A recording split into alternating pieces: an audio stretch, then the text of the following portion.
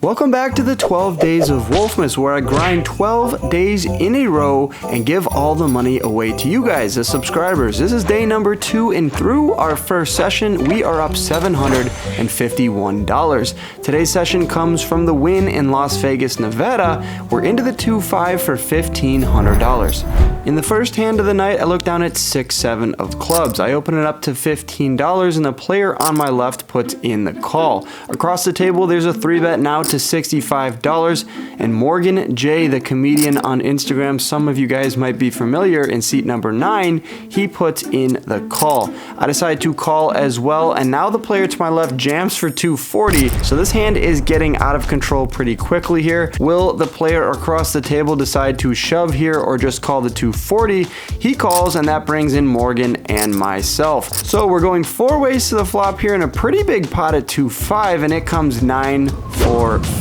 Couldn't have picked a worse board here. I don't have any backdoor draws. I guess I would have to go runner to make a straight, but when the player across the table fires out for $500 and Morgan calls, well, my 7 high here is gonna hit the muck. We end up seeing how this hand plays out because it is pretty interesting here, and we see that the player across the table is gonna take it down with a pair of 9s. Morgan had a 10 high flush draw, and the player to my left had 5 deuce of diamonds, so he rips it in pretty with 5 deuce of diamonds, flops a flush draw, but he's drawing pretty much dead to Morgan. Alright, ace jack offsuit now, and we find ourselves in a great 3-bet spot.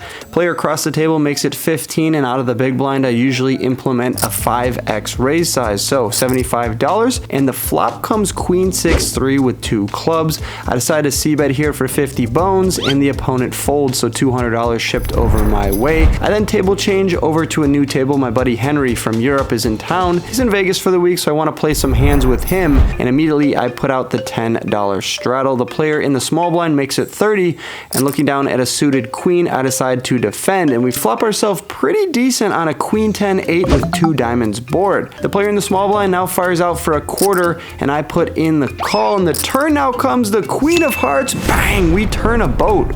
Pretty great spot to find myself in because there's 2 diamonds, there's 2 hearts, a lot of good things out there, but now the small blind slows down and checks. With 115 in the middle, I implement a Cinco de Mayo sizing here, $55, to which the small blind says, no way, Jose, we are going to check raise this up to $140. Music to my ears, this check raise is probably a pretty strong hand. Hopefully it doesn't have a hand like queen 10, although that would require him to have the last queen in the deck, so pretty hard to do so. Not really sure what to make of this raise, but looking over at his stack and then looking back at mine, it's going to be pretty hard to get stacks in the middle if I just call here. So I do something kind of weird, and I decide to re-raise now, and I go for a large sizing of $375.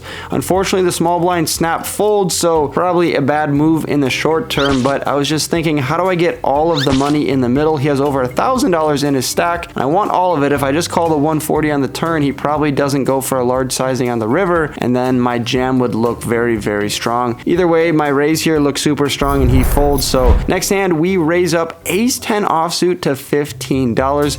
Player on my left puts in the call. We get one other caller, so going 3 ways to the flop here, which gives me top 10-6-5 with 2 spades. When the action checks to me, I decide to start with a check here in between 2 opponents. Seems pretty reasonable, and the low jack fires out for $20. Player on my right puts in the call. I think both options here of check raising to somewhere around $100 or just calling are both appropriate. I decided to go with option B, and off to the turn we go, which comes a queen of diamonds. Don't really love that card because a lot of queen high flush draws now get there, and it's an overcard to my 10. Surprisingly, the action checks through, and we make 2 pair on the ace of spades river, so when I fire out for $40, both players pretty quickly fold.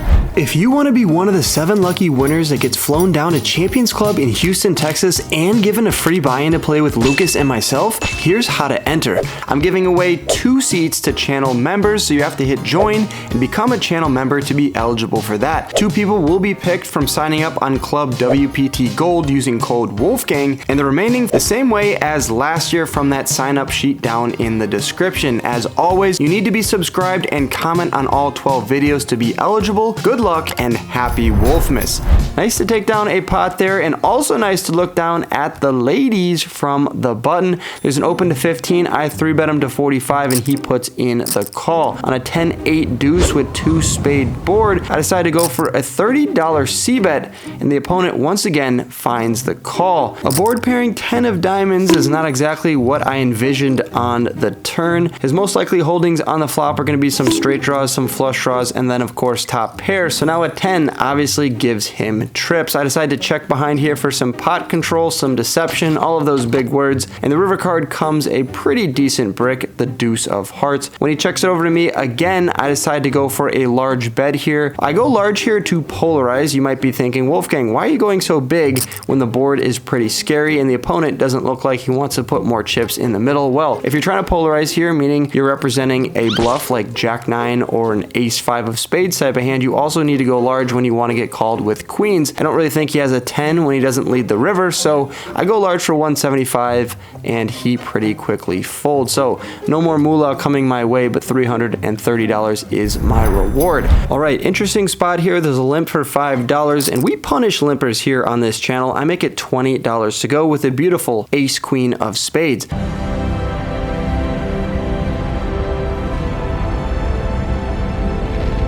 A very competent player on my direct left comes in for a 3-bet to $60. A quick side note about him, he told me in a previous conversation that he's been playing for almost 20 hours here, been putting in the graveyard session, has a lot of chips in front of him, so I know he's a pretty decent player. Either that or he found himself in some pretty amazing games a few hours ago. I don't really think it's that. I think he's a decent player, so when he 3-bets me to 60, I think he's going to have a pretty wide range here, cutoff versus button, which means a 4-bet is in order. I got to keep him honest. I make it $180 to go. Quick side note, ace queen suited is a very good hand to go for a 4-bet with, so if you find yourself in a decent game and you want to implement this strategy, I would highly recommend it. But if you go broke with ace queen suited because you 4-bet and the opponent ships it on you and you call and he has aces, well, I don't want to hear all your bad beat stories on my Instagram or email or down in the comments.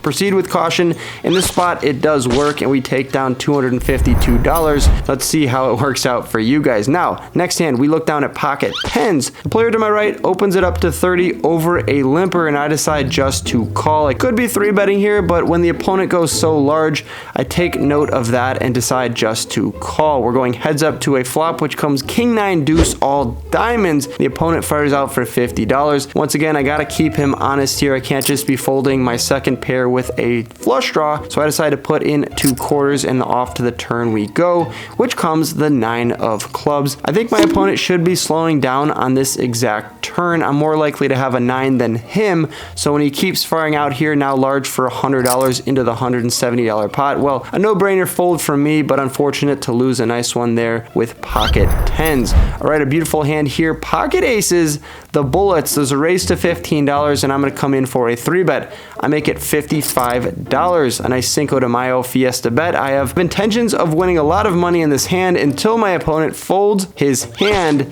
but then gets excited to see that I recorded this one because he wants to make the vlog.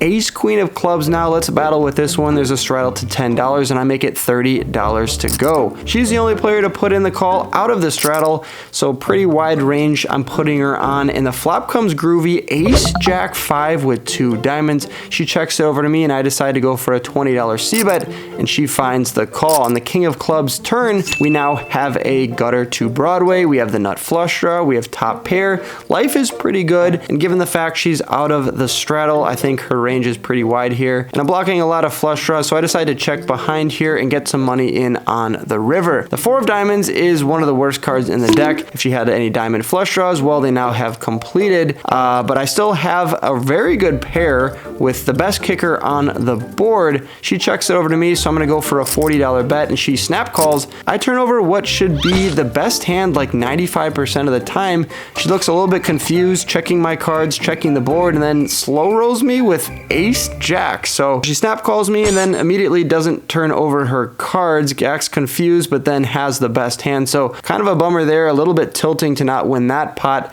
and that leads me to cash out. After around 5 hours of play, we get out for $13.45, so a net loss of $155. Unfortunately, I booked a loss for you guys, so our profit went down from $751 all the way down to $596. It's not too often that I book a loss during the 12 days of Wolfmas, so I'll be sure to put my head down and grind. In episode number 3, which comes out tomorrow, be sure to click on that when it comes into your explore page. Good luck on the felt, you guys, and I'll catch you as always in the next video. Peace.